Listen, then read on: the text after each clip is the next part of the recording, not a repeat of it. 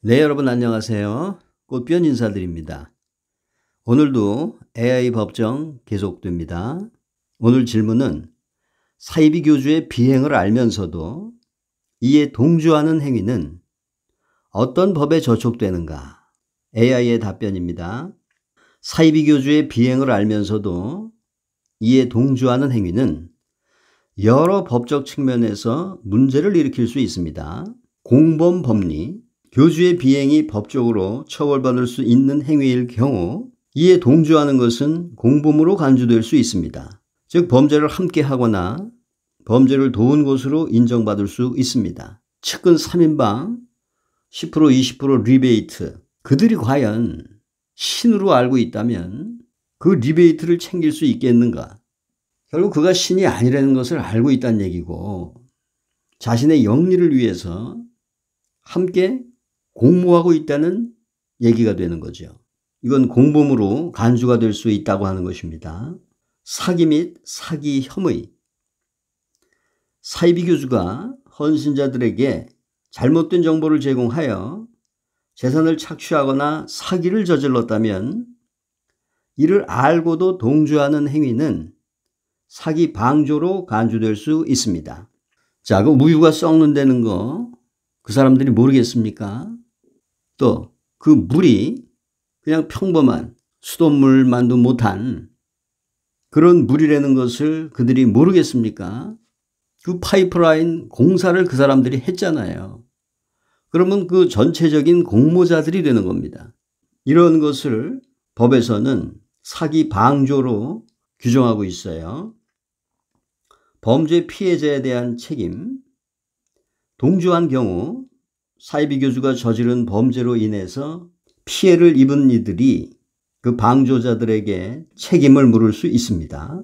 정신적 피해 및 인권 침해, 헌신자들이 교주에 의해 심리적 또는 신체적 피해를 입었다면 동조한 사람도 인권 침해 혹은 관련 법적 책임을 질 수 있습니다.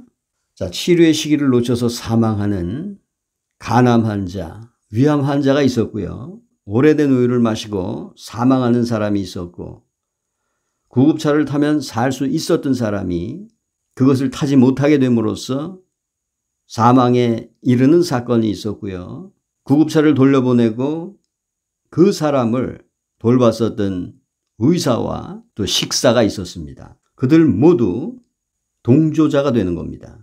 신앙의 자유와 종교법적 측면, 특정 법적 테두리 내에서 종교의 자유가 보장된다 하더라도 비행이 명백한 범죄에 해당한다면 동조 행위는 법적인 처벌을 받을 수 있습니다. 그들은 항상 종교의 자유, 신앙의 자유를 주장합니다.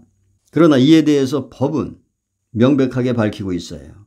비행이 명백한 범죄에 해당한다면 이런 조건이 있습니다. 명백한 범죄 행위죠. 그 리베이트를 챙겨가는 것 자체는 그건 횡령입니다. 회사 돈과 자기의 개인 돈조차 구분을 못하는 거죠. 1인 주주라 하더라도 일단 헌신자들이 종교 법인에 갖다 낸 돈은 그건 법인 돈이지 개인 돈이 될 수가 없는 거예요. 그런데 어떠한 법적 근거도 남기지 않고 그것을 자기 마음대로 유용을 한 겁니다. 그들 다 동조한 거죠. 서로 공모한 겁니다. 이럴 때는 법적 처벌을 받을 수 있다고 AI는 밝히고 있습니다. 또 주관적 책임, 각 개인이 사이비 교주가 저지른 행위의 고의나 인식 여부에 따라 다른 법적 책임이 적용될 수 있습니다. 가담 행위의 경중에 따라 형량이 달라지겠죠. JMS의 그 동조자들 각자 범죄의 경중에 따른 형량이 부과돼서 실형을 받고 있습니다. 자, 두 번째 질문입니다. 사이비 교주에 동조하는 유형들은 어떤 것들이 있으며 이것들은 어떤 법적 제재를 받는가? AI의 답변입니다. 사이비 교주에 동조하는 유형들은 여러 가지가 있으며 이들 각각은 법적 제재의 정도도 상이할 수 있습니다. 일반적으로 다음과 같은 유형이 있습니다. 5가지를 얘기하고 있습니다. 첫 번째, 신념적 동조자. 특징, 교주의 가르침이나 신념을 깊이 믿고 따르는 사람들. 법적 제재. 일반적으로 신념의 자유가 보장되기 때문에 범죄 행위가 아닌 이상 직접적인 법적 제재는 받지 않을 수 있습니다. 하지만 교주가 범죄를 저지른 경우 그 행위에 대한 알림 의무가 있을 수 있습니다. 측근들은 교주가 범죄를 저지를 때 그것을 알려야 될 의무가 있다는 얘기입니다. 그 의무를 완전히 저버렸죠, 이 사람들. 오히려 동조하고 있어요. 자, 두 번째, 재정적 지원자. 특징, 교주에게 금전적 지원을 제공하는 사람들로 교주의 활동이나 조직 운영에 직접적으로 자금을 지원할 때도 포함된다 그랬어요. 자, 법적 제재. 만약 교주가 사기나 횡령 등의 범죄를 저질렀다면 재정적 지원자는 사기 방조 또는 공범으로 간주될 수 있습니다.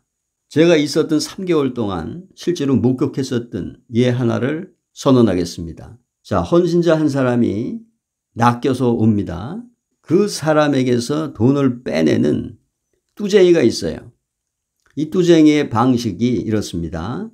일단 오링 테스트를 합니다. 천사님, 요번에 1,000만 원을 낼까요? 떨어집니다. 천사님, 요번에 5천만 원을 낼까요? 떨어집니다. 천사님, 요번에 1억을 낼까요? 붙습니다. 천사님, 요번에 2억을 낼까요? 떨어집니다. 자, 이렇게 해서 1억으로 낙찰이 되는 거예요. 그럼 그 낚인 헌신자는 아무런 의심 없이 그냥 1억을 갖다 바치는 겁니다. 자, 이게 뭡니까? 재정적 지원이라고 볼 수 있겠죠. 교주시설에 재정적인 지원을 하는 겁니다. 사기나 횡령 등의 범죄를 저지른 교주에게 재정적 지원을 하고 사기를 방조하고 적극적으로 가담합니다. 이것을 공범으로 간주하고 있는 거예요. 자, 이런 사람들 처벌된다는 얘기죠. 세 번째, 조력자. 특징, 교주의 활동을 지원하거나 조직 내에서 관리자 역할을 하는 사람들. 측근 3인방이죠. 또 법무법인, 법무사, 해결사들, 보디가드들, 그 다음에 경비원 등등 대부분의 그 공모자들이 이 조력자에 해당하는 거죠. 또 물통 팔고 있는 사람들, 이런 사람들이 다 조력자에 해당하는 겁니다. 법적 제재. 조력자가 법적으로 금지된 활동에 참여했다면 공범으로 처벌받을 수 있습니다. 예를 들어 불법적인 강압이나 착취에 가담한 경우입니다. 평범한 물을 신성한 물로 세뇌시켰죠.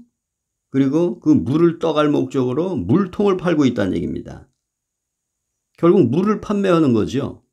물이 없다면 물통이 판매됩니까? 그러한 속임수로 이 법을 피해갈 수 있겠습니까? 괘씸죄 하나가 더 추가되는 거죠. 자, 이것이 불법적인 강압이나 착취에 가담한 경우입니다.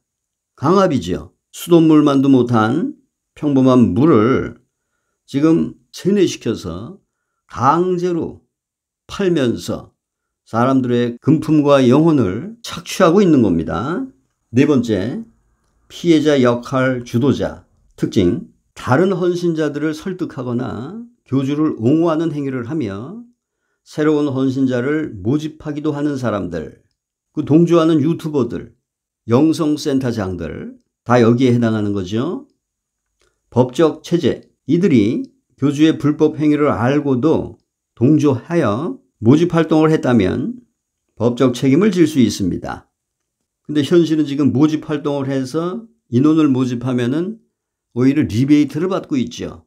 자, 그것까지 다 기록이 되고 있습니다. 다섯 번째, 소극적 동조자. 특징, 교주의 행동이나 가르침에 대해 비판하지 않고 방관하거나 묵인하는 사람들. 법적 제재.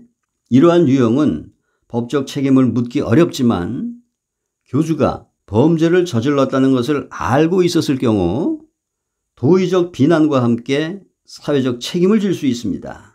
자, 교주가 범죄를 저질렀다는 것을 알면서도 쉬쉬하는 사람들, 보복이 두려워서 침묵하고 있는 사람들, 자기가 피해를 당했음에도 한마디도 못하고 있는 이러한 사람들, 이런 사람들은 도의적 비난과 함께 사회적 책임을 질 수 있다고 AI는 말하고 있습니다. 자, 법적 제재의 범위, 형사책임, 사이비 교주가 범죄를 저지른 경우 이에 동조하는 모든 유형은 공범으로 처벌받을 수 있습니다. 민사책임, 피해자로부터 손해배상을 청구받을 수 있으며 피해자의 권리를 침해한 경우 관련 법에 따라 민사소송을 제기당할 수 있습니다. 동조자들을 상대로 민사소송을 제기할 수 있다는 얘기입니다. 사회적, 도의적 책임, 사이비 교주의 비행에 동조함으로써 사회적 비난을 받을 수 있으며 이는 개인의 명예에도 영향을 미칠 수 있습니다. 지금 대형 유튜버가 돈 몇 푼에 불려가서 자신의 명예에 먹칠을 해가면서 그 사이비 교주를 옹호하는 이러한 신념 없는 유튜버들이 있었죠. 그런 사람들의 수명이 오래 갈까요? 이 사이비 교주의 범죄 행위가 이미 명명백백하게 밝혀졌어요. 실형을 살았고 현재 대법원까지 가서 형량이 주어졌어요. 거기다 지금 계속 새로운 범죄가 추가되고 있죠. 이제 구속되게 되면은 지금보다 훨씬 많은 고소자들이 생길 것입니다. 그거 감당하기 힘들 겁니다. 그래서 제가 침몰해가는 그 세월호 그것을 비유를 하면서 탈출할 수 있는 그 몇 시간의 황금 시간을 놓치지 말라. 궁은 무너지고 있다. 탈출할 수 있는 그 황금 시간을 놓치지 말라고 작년에 그렇게 호소를 했습니다. 이제 그 황금 시간은 다 지나간 거예요. 자, 이렇게 해서 오늘은 사이비 교주에 동조하는 유형과 그에 대한 법적 조치에 대한 AI의 답변을 들어봤습니다. 감사합니다.